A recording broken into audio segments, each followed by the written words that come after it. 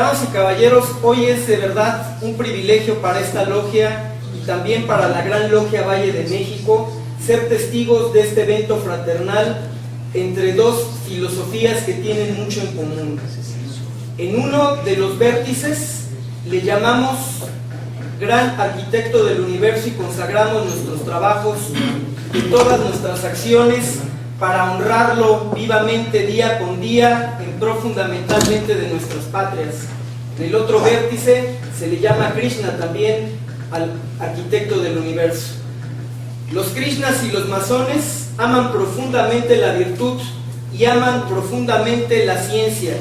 Esas son las dos vertientes fundamentales que hoy nos congregan, porque más allá de diferencias metodológicas o técnicas, en donde si comemos una cosa u otra por cuestión de evolución, en donde si pensamos una cosa u otra, si sentimos una u otra, también por nuestras evoluciones, todos estamos configurados tarde que temprano a llegar precisamente a ese gran arquitecto del universo, llegar a Krishna. Y en ese sentido hoy nos honra ver precisamente el vértice de otra parte del planeta que, de acuerdo a nuestras historiografías, tiene el libro sagrado más antiguo de la humanidad. Gracias por habernos dado la oportunidad de exponer un tema que consideramos de vital importancia, la cultura védica. Mi nombre es Dharmaraj Das, yo soy fundador de un instituto de investigación que se llama Bhagavad Dharma. Este instituto tiene como objetivo encontrar todas las enseñanzas ricas y profundas que los Vedas pueden aportar en todo tiempo y también a nuestra sociedad actual. Nosotros también somos editores de una revista independiente que se llama Pariksit y también estamos llevando una asociación civil que se llama Ciudadanos de la Tierra. Somos de las pocas organizaciones en México que está hablando del tema de los derechos de la tierra, un tema muy interesante y muy profundo que estamos nosotros desarrollando y promoviendo. Bueno, básicamente es un tema muy extenso el de la cultura védica y nosotros somos muy, vamos a decirlo, gozosos, muy contentos de poder compartir con ustedes toda la mística maravillosa de la cultura védica. Antes que nada me gustaría dar una pequeña introducción. Lamentablemente, los primeros acercamientos que tuvo el mundo occidental a la cultura védica fueron acercamientos un tanto llevados por prejuicio. Sabemos, en México no desconocemos del tema. Muchas veces cuando hacemos una revisión profunda a las verdaderas enseñanzas de las culturas ancestrales de estas tierras, hacen un contraste muy fuerte con las primeras, vamos a decir, exposiciones que los conquistadores españoles hicieron acerca de lo que aquí acontecía. Esto también ocurrió en India. Básicamente en India fue Inglaterra, fueron conquistadores ingleses los que llegaron allá y trataron de exponer la cultura védica como una cultura primitiva, una cultura folclórica, una cultura lejana a la ciencia, pero básicamente la mayoría de los estudiosos reconocidos de aquel entonces y que durante todo el siglo XIX, XX y lo que va del XXI siguen siendo el punto de referencia del estudio de la cultura védica, básicamente no tenían mucha idea de qué era la cultura védica, de qué es la cultura védica. Debemos reconocer que todo nos viene del Ganges, la matemática, la astronomía y la metempsicosis. La cultura védica, ¿no?, es algo extraordinario. En comparación de la cultura védica, nuestra sociedad y civilización parecen pequeñas, parecen intrascendentes. Así podemos encontrar muchas citas, lo podemos encontrar en grandes pensadores como por ejemplo Erwin Schrödinger, que fue uno de los físicos que más influyó en la cosmovisión de la física cuántica del siglo XX, un premio Nobel de Física, Erwin Schrödinger, después de su libro ¿Qué es la vida?, nos dice, esta conclusión a la que la ciencia ha llegado después de tantos siglos estaba presente en los Upanishads de los antiguos Vedas, como el concepto Atman y el concepto Paramatma.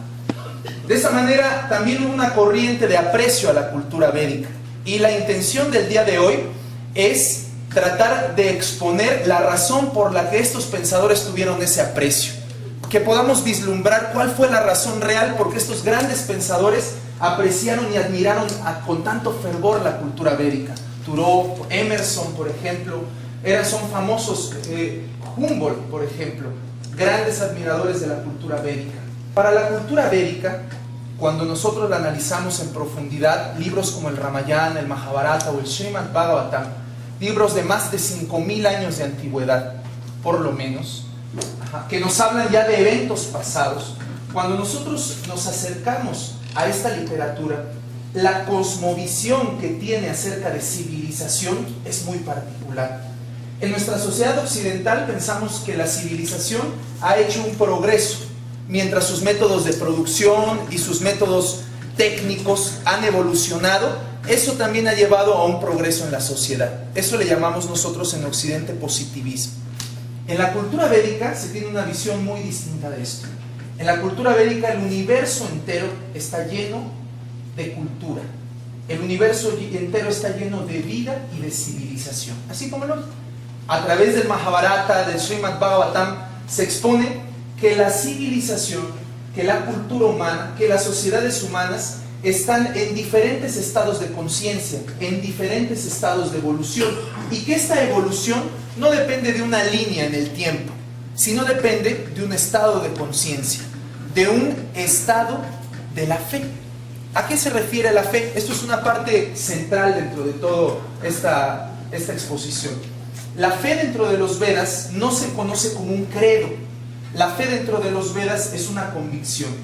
Es ahí donde el ser humano pone su intención, pone su convicción, ahí donde el ser humano pone su cosmovisión, ahí donde pone su confianza. Eso es fe para los Vedas.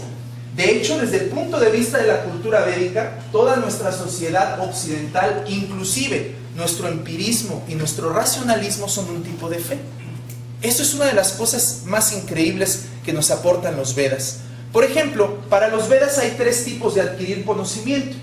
Uno se llama pratyaksha, que significa a través de la sanción de los sentidos.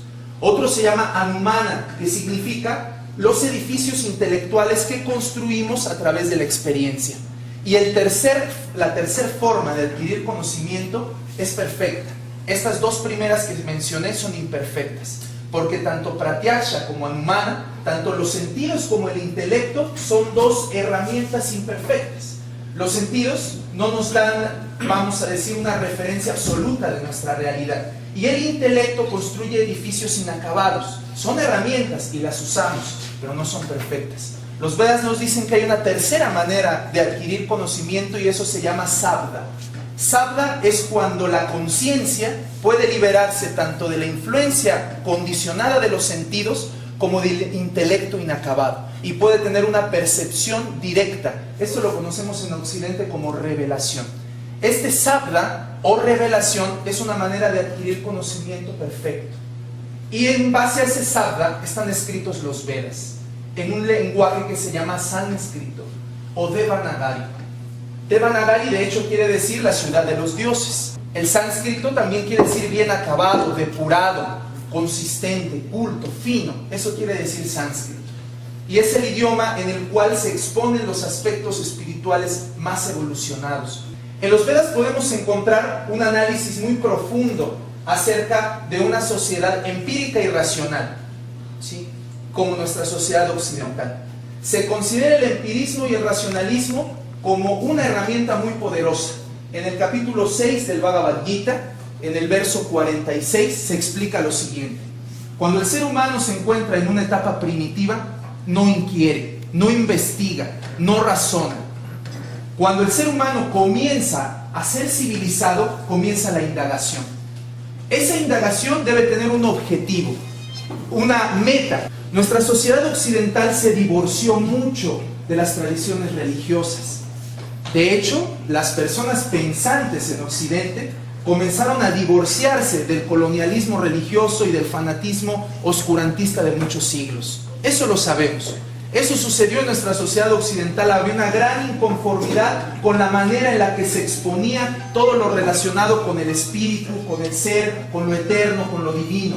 Había tanta inconformidad en nuestra sociedad occidental sobre estos temas que de manera natural, en los espíritus libres, surgió la necesidad de indagar a través del empirismo y del racionalismo. Esa es una respuesta natural a la ignorancia. La ignorancia trae caos. la ignorancia trae sufrimiento. De esta manera, en nuestra sociedad occidental, allá por el siglo XVII, por el siglo XVIII, comenzaron a aparecer los empíricos, los racionalistas, los que empezaron a indagar, a investigar, los que no se casaron con los dogmas establecidos, los que se rebelaron a aquello que estaba establecido por una iglesia que muchas veces había perdido la esencia y las enseñanzas originales y las intenciones también originales con las que fue fundada. Entonces nacieron el empirismo y el racionalismo y transformaron por completo a la sociedad occidental. Construyeron una sociedad basada en estos principios. Sin embargo, en el Bhagavad Gita se nos dice que cuando el empirismo y el racionalismo alcanzan la perfección, pueden distinguir entre materia y conciencia. De los graves errores que la sociedad occidental cometió en general fue pensar que esta cosmovisión iba a dar respuesta final a todos los aspectos de la comunidad humana. El empirismo y el racionalismo pudo resolver muchos aspectos, pero el empirismo y el racionalismo son un tipo de fe. ¿Por qué? Hay que recordar que en el siglo XX Albert Einstein rompió por completo con la visión que del espacio y del tiempo tenía Isaac Newton. Todo lo que aceptamos por siglos como cierto, desde una perspectiva, en un nivel de comprensión, fue completamente derrotado y fue enriquecido por una visión nueva. Albert Einstein nos dijo que el espacio y el tiempo son lo mismo, son un tejido con el que se construye la realidad, que la gravedad no era una energía que actuaba a distancia, sino eran pliegues en el espacio-tiempo. Albert Einstein nos dijo que básicamente todo lo que concebíamos previamente del universo era parcial, y que desde una perspectiva más profunda el universo se veía completamente distinto. Es así, lo que en un siglo aceptamos como cierto, basado en la evidencia de los sentidos y en la corroboración intelectual, matemática, ahora pasaba a ser derrotado por una visión más profunda, más amplia. Inclusive se tuvo que construir toda una nueva matemática en el siglo XIX para hacer posible la exposición de los conceptos de Albert Einstein. Y aún así, alguno podría decir, bueno, entonces llegamos a la solución del problema. Einstein tiene la respuesta. He de decirles que seguramente han escuchado que Albert Einstein estuvo en una gran disputa con los físicos de la mecánica cuántica. Los físicos de la mecánica cuántica decían que de hecho el universo se mueve básicamente por el azar, que no existen leyes tan concretas a nivel cuántico, como Einstein había descrito a gran escala. Esto le afectó mucho a Albert Einstein, porque resulta que la teoría de la relatividad podía ser probada en su campo de percepción, y la mecánica cuántica podía ser probada en su campo de percepción. Pero ¿saben cuál era el problema? Que estos dos campos no coincidían, se contradecían. Y básicamente los últimos días de la vida de Einstein estuvo dedicada a tratar de empatar o de armonizar estos dos universos, el de lo grande y de lo pequeño. Sabemos a ciencia cierta que Einstein no lo logró.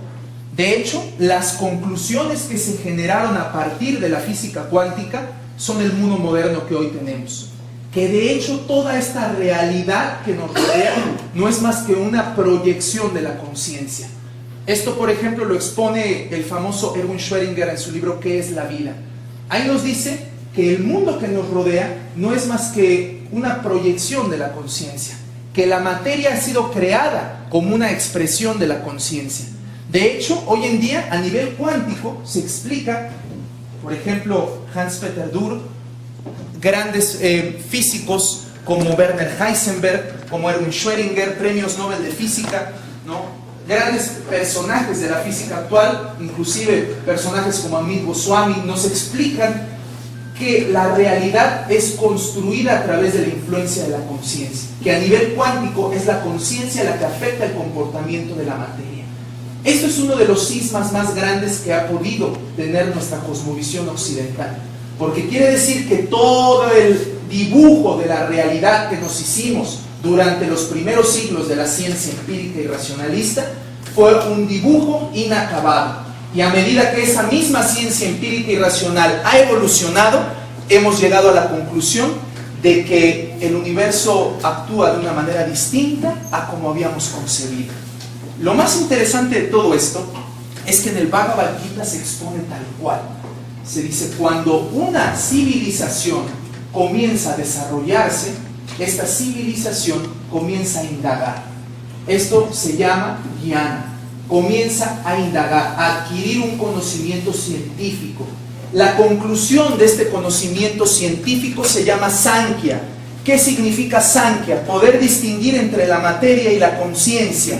Cuando un individuo solamente, dicen los Vedas, describe los mecanismos de la naturaleza, no ha alcanzado la perfección del conocimiento. Cuando el individuo puede distinguir entre los mecanismos superficiales de la naturaleza, es decir, las leyes que rigen al mundo material, y lo distingue de la conciencia, ahí recién comienza un conocimiento. Eso se llama Sankhya y está expuesto magistralmente en el Bhagavad Gita. Sin embargo, el Bhagavad Gita nos dice que no es ahí donde termina nuestra evolución. Para el Bhagavad Gita, el camino del conocimiento es infinito. Es una aventura infinita, ¿no? Es una aventura sin límite. De hecho, el objetivo en sánscrito se llama Vaikunta. Vaikunta significa infinito. Esa es la plataforma a la que aspira aquel que indaga con sinceridad. Indagar es una instrucción primaria dentro de los Vedas. En el Vedanta Sutra se dice, Oma Tato Brahma Gyasa. Tienes que indagar. Si no indagas, ni siquiera eres civilizado. Si no te preguntas acerca de la causa, de la razón de las cosas, ni siquiera eres civilizado. Pero en el Bhagavad Gita se nos dice que indagar y desarrollar un conocimiento, inclusive perfecto o completo, de los mecanismos de la naturaleza, no es un conocimiento completo. Si no se entiende cuál es la causa de esos movimientos, que es la conciencia. Ahora, en el siglo XX, finales y principios del siglo XXI, hay muchos diferentes físicos que están haciendo un cisma dentro de la cosmovisión de la ciencia. Nos están diciendo que la conciencia es la que mueve la materia. Eso es lo que hoy en día se está hablando en física seria, Les digo, busquen el libro ¿Qué es la vida? De Edwin Schrödinger. No crean que nada más lo dicen algunos pseudocientíficos. No, científicos importantes, premios Nobel como Heisenberg, como Schrödinger, ¿no? Como Max Planck, por ejemplo, nos dicen que a nivel cuántico se descubre que la intención del individuo, que la decisión en el que mide es el que determina el comportamiento de las partículas. En otras palabras, las partículas son movidas por la conciencia. La conciencia es la que afecta a la materia y entonces toda nuestra escala de valores en el conocimiento occidental está puesta ahora a análisis. Como decía Sócrates, el que verdaderamente quiere progresar en la educación y el conocimiento tiene que aceptar su propia ignorancia. Esto también es expuesto en los Vedas. En el momento en que nosotros aceptamos no saber, somos sabios.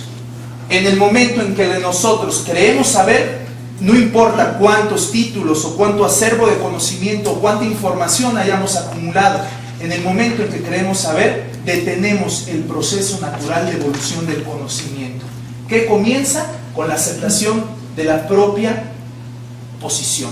Es decir, no conozco en toda su infinitud la verdad.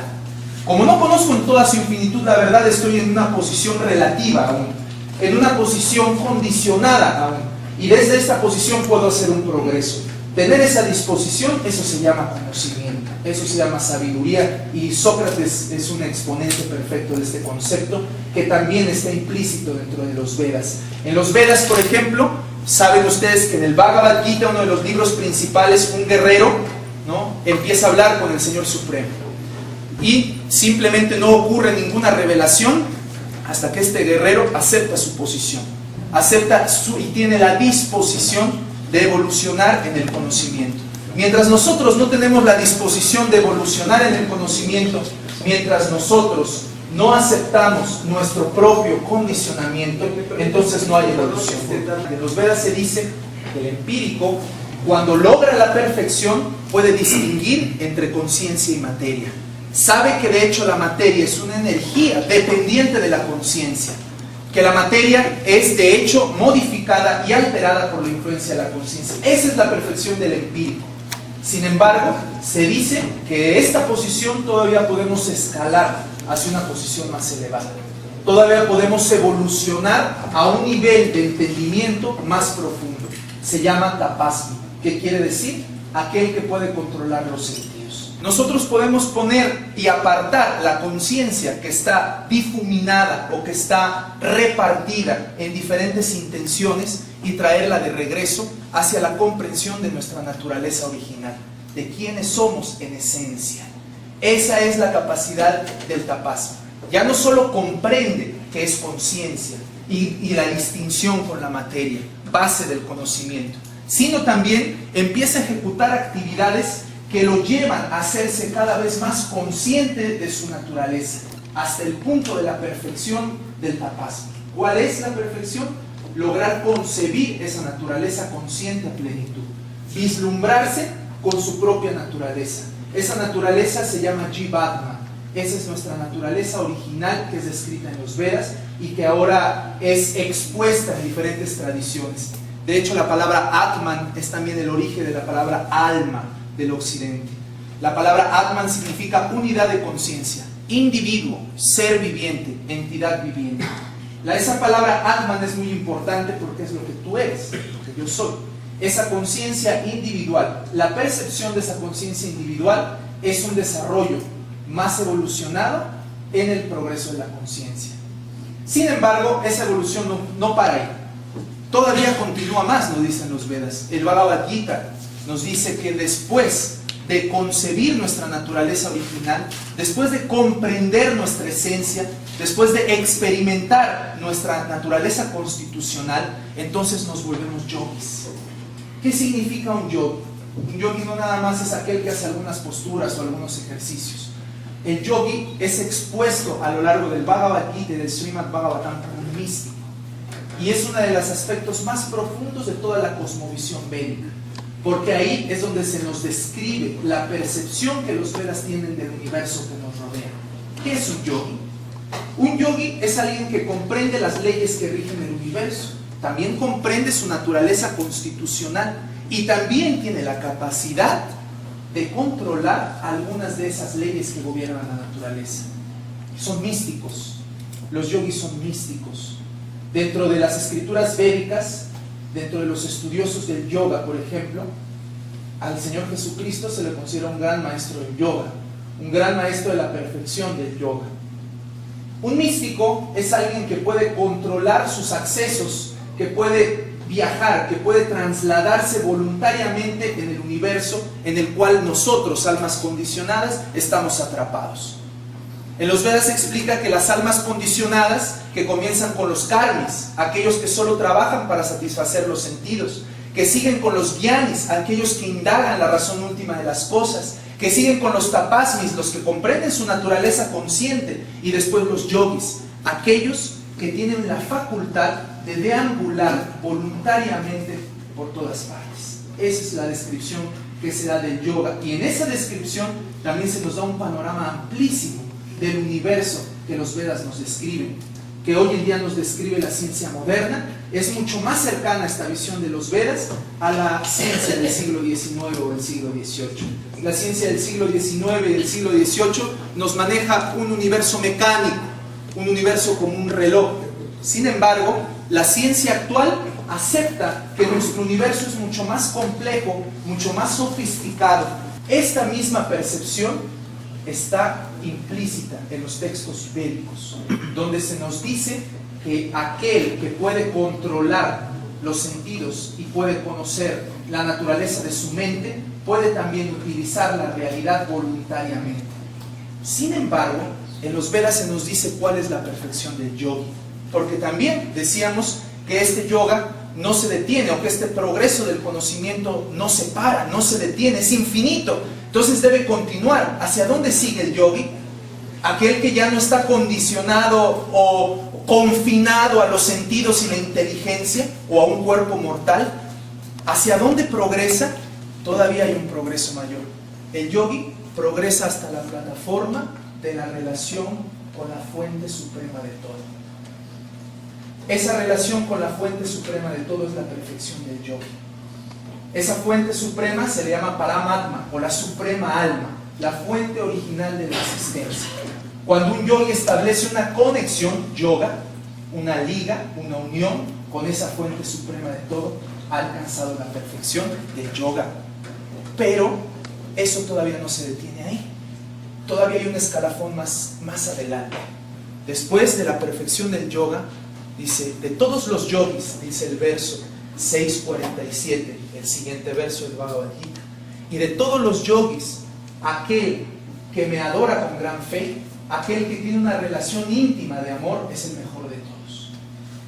Se dice que dentro del progreso y la evolución de la conciencia, después del trabajo fructífero para satisfacer los sentidos confinados a este cuerpo mortal, sigue la indagación, después el control de los sentidos, después el misticismo y después el amor divino, el desarrollo de una relación amorosa con el Supremo. Eso se llama Bhakti o Bhakti Yoga. Y esa relación de amor con el Supremo es el objetivo. Es una relación dinámica, es una relación de constante movimiento. De hecho, los Vedas lo describen en infinito movimiento, jamás se detiene. Eso es lo que describen los Vedas acerca de la perfección del yogi. Básicamente, todo este proceso en los Vedas se describe como una sola cosa: el desarrollo y el progreso de la fe. Hoy en día, por ejemplo, están conmigo dos de nuestros compañeros, los cuales estamos abogando por que exista dentro de la educación el concepto de la fe. Porque en última instancia, la fe es todo en todo. Si tú me dices que eres científico, yo te digo, perfecto, ¿en qué crees? En la ciencia. Entonces tu fe está depositada ahí. Nosotros no queremos que la fe se deposite en una religión en particular o que sea confinada a una institución religiosa, sino que ese proceso dialéctico de la evolución de la fe sea uno de los aspectos fundamentales de la educación del ser humano. Porque la fe y la educación no pueden estar separados. ¿Qué es la educación? Sócrates lo expone. Es una transformación del individuo, es una transformación dialéctica en la que el individuo va profundizando más en su conocimiento acerca de sí mismo y en su real naturaleza. Esa educación le llena al individuo, le provee de herramientas integrales en las cuales la fe es todo en todo. La fe es todo en todo. Si educación es el desarrollo progresivo de la conciencia, si es el desarrollo dialéctico, la fe es exactamente lo mismo. Porque la fe es solamente aquello en donde nosotros depositamos nuestra intención, aquello en lo que nosotros depositamos nuestra atención. Si tú me dices que crees que tu fe es más importante que la mía porque tu fe es basada en la ciencia empírica y la mía es basada en una tradición mística, te digo que estás igual que en el siglo XV o XIV, en otro tipo de imposición ideológica y de fanatismo. Porque en lo que el individuo o aquello en donde el individuo deposita su fe es lo más valioso y lo que merece el mayor respeto de todos los seres humanos. Todos necesitamos, todos debemos respetar la fe, porque la fe es la columna vertebral de nuestro crecimiento como individuos. La fe es la columna vertebral de la evolución del ser humano. Los tipos distintos de fe nos dicen más del ser humano y su evolución como sociedad y civilización que sus métodos de producción o sus métodos tecnológicos. La tecnología y la ciencia nos dicen solamente de aspectos externos del ser humano. Dónde pone su fe el ser humano nos habla mucho más de su verdadera evolución y de su crecimiento como individuo. Como dijo Werner Heisenberg, nos hemos desarrollado mucho en el campo técnico y científico, pero poco hemos puesto atención en el ámbito ético y espiritual. Y es ahí donde radica nuestro principal reto como sociedad. Eso es básicamente lo que nosotros venimos a decir hoy. Nosotros estamos tratando de constituirnos como asociación religiosa. Nosotros somos de una tradición védica de más de 5.000 años de antigüedad, con maestros de sucesión discipular ininterrumpida de todo este tiempo, ¿no? Pues conocemos los nombres de cada uno de los maestros que han precedido a nuestros maestros y estamos tratando de hacer este trabajo de difusión. Se llama feeducación, la importancia de la fe dentro de la construcción del individuo, dentro del desarrollo, dentro de la evolución, dentro de la educación del individuo. Consideramos que es la columna vertebral el desarrollo humano, y es una de las principales carencias de la educación actual. También por ello nosotros estamos trabajando con un tema muy importante, porque yo sé que lo que ocurre de inmediato cuando hablamos estos temas es decir, bueno, ¿y qué va a ocurrir? ¿Qué fe? ¿No? ¿Cuál o qué credo va a ser aceptado? Nosotros estamos hablando de un tema muy importante que mencionamos al principio, se llama los derechos de la tierra. ¿Por qué los derechos de la tierra? Porque los derechos de la tierra es una plataforma muy universal e indiscutible en la que todos los humanos podemos convivir. ¿Qué significa derechos de la tierra? Significa que tenemos que volver nuestra civilización industrial sustentable y funcional. Y para ello se necesita un cambio en los hábitos del ser humano, ¿cierto? Porque hoy en día, por ejemplo, en México se consume mucha Coca-Cola, ¿cierto? Y a los niños les da diabetes, a los adultos también, ¿cierto? Hoy en día pues, estamos consumiendo tantas cosas de nuestro entorno, nuestra sociedad de progreso industrial y consumismo. Es que así se mantiene el mercado, ¿no es cierto? Hoy en día Jan Sigler, ex asesor de derechos humanos de la FAO, por ejemplo, dice que hay tanta comida en el mundo que el doble de la población mundial podría comer sin hacer ninguna modificación en los métodos de producción. Ex asesor de derechos humanos de la FAO. ¿Qué es lo que sucede? Que estamos cuidando mucho el aparato y poco a los individuos, mucho el mecanismo material y poco al individuo consciente que maneja ese mecanismo. Y al no tener una educación fundada en estos principios de crecimiento humano, entonces volvemos la educación en un adiestramiento que lo lleva al individuo a escalar en la pirámide social para poder tener un mayor ingreso, un poder adquisitivo, y no le orienta en su evolución como humano. De esa manera, los derechos de la tierra es una plataforma muy universal. Los derechos de la tierra nos permiten entender que todos nosotros como individuos tenemos una relación con el entorno, una manera de consumir, una manera de producir, una manera de desechar y de influir en nuestro entorno y una manera de relacionarnos con otras especies y con otros seres vivientes. Por eso nosotros hablamos que los derechos de la tierra no es un sentimentalismo, es una plataforma ética muy completa a partir de la cual podemos reeducarnos como seres humanos. Porque hemos desarrollado mucho la tecnología, pero no por eso somos civilizados. Somos más peligrosos quizás, pero no más civilizados. ¿Sí? Porque a lo mejor antes con un arco y una flecha no éramos tan peligrosos, pero ahora con bombas atómicas, sin ninguna modificación, sin ninguna evolución como individuos, sin ningún crecimiento espiritual, tenemos herramientas más sofisticadas y nos volvemos más peligrosos. Y lo importante es que aprendamos a utilizar nuestras herramientas con inteligencia, pero sobre todo con conciencia, porque la inteligencia no es más que una herramienta de la conciencia. Muchas gracias.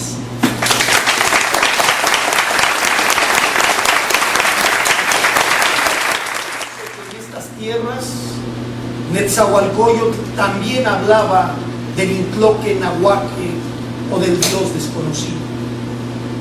Entonces, sabemos que hay diferentes grados y categorías de quienes suministran el conocimiento de lo alto a nosotros, pero que todos van acoplados en un plan específico para desencadenar la potencialidad de la creación. También me gusta cuando habla de la fe y dice que el amor y la fe son las dos fuerzas que pueden transformar de una manera profunda el plano físico y que pueden unificarlo con los planos superiores hasta contactar con la fuerza primera, con la causa primera, con Yahvé, Alá, gran arquitecto del universo, etc. Y cómo la fe es capaz de vencer las propias pruebas y los propios vicios que se nos presentan a todos en el proceso de la encarnación humana. No vemos aquí en lo que se nos ha expresado, sino un conocimiento profundo, ratificado también en otros matices. La masonería les recibe con el poder que tiene, no tiene otro, que es el libre pensamiento. No tenemos ataduras a ningún dogma y entendemos claramente que todo se articula de una manera armónica. Decía Hermes, el 3 veces grande, que todo es vibración y sin meditación y sin concentración no se puede percibir la vibración. Que como es arriba, es abajo, y que a todo lo que ejecutamos en una acción le corresponde una reacción proporcional. No basta tener conocimiento teórico, es necesaria la operatividad, hacer práctico el conocimiento, tener un impacto en lo social. De la misma manera, la apertura a la conciencia de Krishna es precisamente que tengamos esa capacidad de abrevar, pero de vivir con conciencia esos principios. No quiere decir que con esos principios ya hayamos avanzado. No, como atinadamente en la conferencia aquí se dice, es para los efectos de que nos regulemos, para que en un momento determinado podamos empezarnos a conocer nuestros sentidos, nuestras capacidades, y nos adentremos en un conocimiento que es universal. Nosotros muchas veces nos adornamos. Esto es adorno. Es adorno. Nos vestimos de una manera. La francmasonería también muchas veces nos da títulos para ver si acaso algún día nos podemos alcanzar. Yo quiero ver a un excelente y perfecto masón. ¿Dónde está? Solamente para preguntaros, maestro Dharmadas, el Bhakti Yoga o servicio devocional, ¿cómo se puede practicar? ¿Cómo se puede practicar si es que puede ser practicado y puede estar al alcance de los que aquí estamos presentes? ¿O cómo podemos nosotros avanzar en ese conocimiento?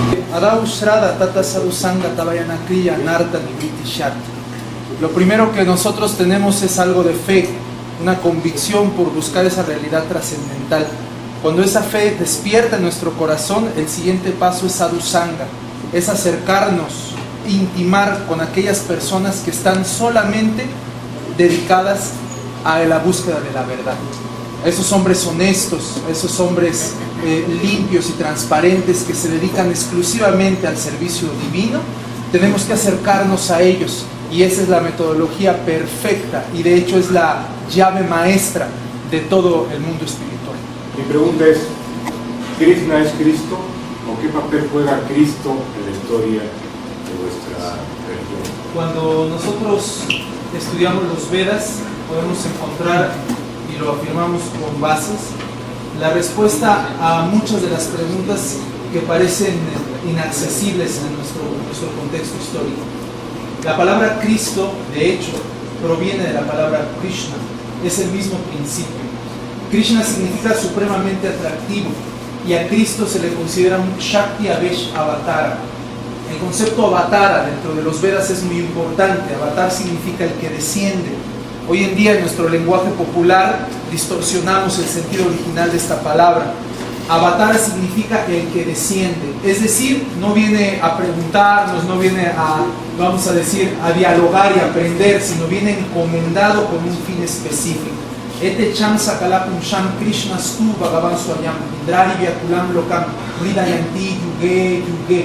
Yuge yuge significa era tras era, tiempo tras tiempo, aparecen diferentes manifestaciones. Krishna stu bhagavan swayam, que se originan en el Ser Supremo. Swayam en sánscrito, el sánscrito es un idioma muy sofisticado, muy exacto. Swayam significa simultáneamente causa suprema de todo lo existente y también significa persona. Entonces nos dice Swayam que la causa suprema de todo lo existente es la suprema persona. Krishna stu bhagavan swayam, Krishna es el nombre de esa suprema persona. Ete cham sakalapum sham, y todas las diferentes apariciones de avataras en este mundo se originan en él. Eso es lo que significa este verso del Srimad Bhagavatam.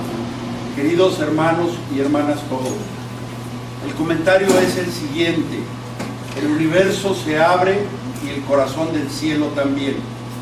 en los fundamentos de Anáhuac, el corazón del cielo es Ometeotzin, el venerable corazón de la dualidad, que abre su crisol del conocimiento en este estadio de luces. Hay una palabra en lengua náhuatl que es Tlamachtiloyan, que quiere decir donde se origina el conocimiento, ahí donde viene y proviene todo el conocimiento de la inteligencia cósmica y universal. Recibo con agrado estas luces que nos aportas, toda esta presencia de estos seres que te acompañan desde tu unidad, porque no es sino luz, amor y bienestar lo que ustedes a mí en lo personal me proyectan este día, en esta noche, Inikanashkan, aquí y ahora. La ortodoxia masónica nos permite hacer cotejos, convergencias similares, porque si bien es cierto, como lo dijiste, hermano, la tierra merece un respeto y una atención, no tanto una defensa, porque se basta a sí misma para defenderse cuando lo quiera. Dentro de la poesía exquisita de las lenguas indígenas de América, siempre se pone especial énfasis a las flores y los cantos. De hecho, hay múltiples poesías de diferentes personalidades, principalmente en Nezahualcóyotl, donde se explica es la felicidad no se encuentra en esta tierra.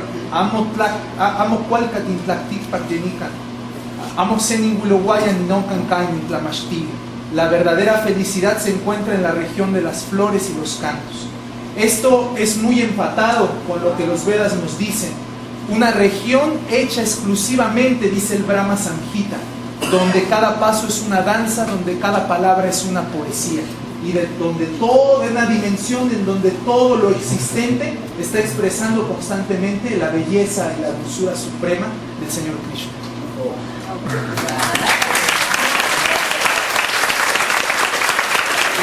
¿Cómo podemos nosotros, según la cultura védica, acceder a esa dimensión de flores y cantos? Todos ustedes pueden repetir conmigo o escuchar el mantra Hare Krishna, que es muy popular, que en todas las ciudades del mundo se ha extendido, como predijo hace 500 años Sri Chaitanya Mahaprabhu, y también hace 200 años Srila Bhaktivinoda Thakur, que en todo el mundo, en cada aldea y ciudad, el santo nombre de Dios sería escuchado. Hare Krishna, Krishna Krishna, Hare Hare, Hare Rama, Rama Rama, Hare Hare, Hare Krishna, Krishna Krishna, Hare Hare, Hare Rama, Rama Rama, Hare Hare.